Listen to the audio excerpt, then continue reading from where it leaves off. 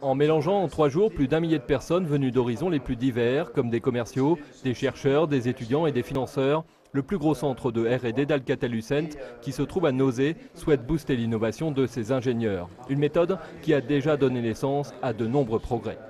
Les réseaux sociaux, c'est une bonne illustration de ça. On voit bien qu'à la base, le principe du réseau social, c'est l'interactivité dans une communauté, c'est pas une chose tout à fait nouvelle, mais le fait de l'avoir porté, de le faire enrichir par le plus grand nombre, c'est ça qui a donné de la valeur. Dans cette salle, les ingénieurs mettent en maquette le plus rapidement possible les idées des commerciaux et de leurs clients. Exemple avec ce robot qui imite les gestes d'un animateur de visioconférence. On a donc utilisé la Kinect de Microsoft et on aurait pu utiliser une autre caméra.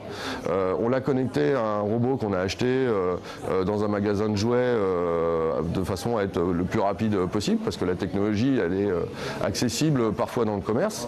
Et ce robot, la caméra transmettait à travers le réseau le langage corporel du speaker de Paris à Marseille.